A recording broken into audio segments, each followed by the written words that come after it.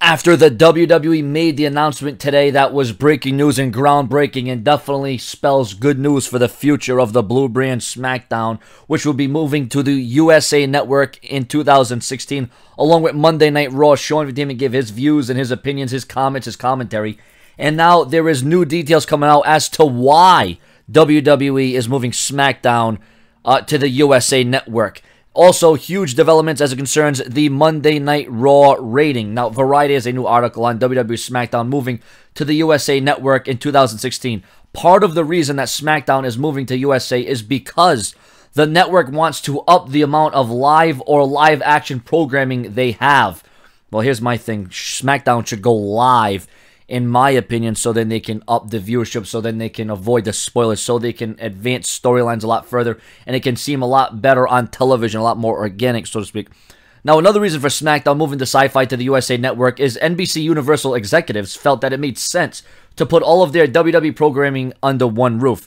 And I do agree with that, and I feel that this is going to be a successful move, and this will do nothing but good things for Thursday Night SmackDown. But once again, I think it is crucial that it has to be live.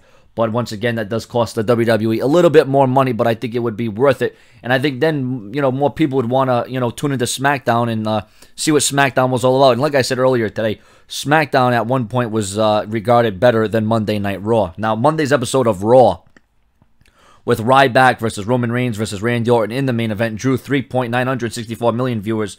Now, this is down from last week's 5.364 million viewers for the post-WrestleMania 31 episode. For this week's show, the first hour drew 4.300 million viewers. The second hour drew 4.039 million viewers, and the final hour drew 3.552 million viewers. Raw was number one on cable for the night.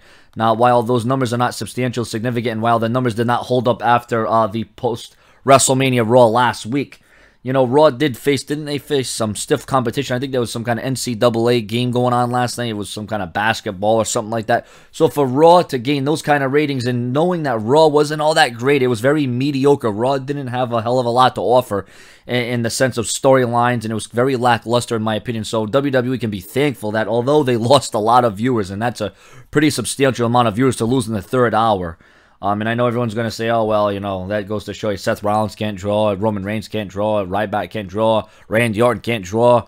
Listen, the WWE did face stiff competition. You can come up with all the excuses in the book, but when you have bad writing, when you have a horrible show, you can expect those kind of ratings. And once again, the WWE needs to find a way to keep fans in tuned after WrestleMania.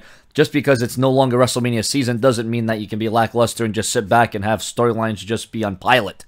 So, once again, ladies and gentlemen, your comments, your opinions, these are the significant updates on both Raw and SmackDown. Now all we need to do is have SmackDown move to the USA Network, as it said, and have the brand extension and have SmackDown go live, and almost all will be right with the world and the WWE. And then, of course, we have to get better storylines and new matches. Although on Monday Night Raw, we did see some new matches.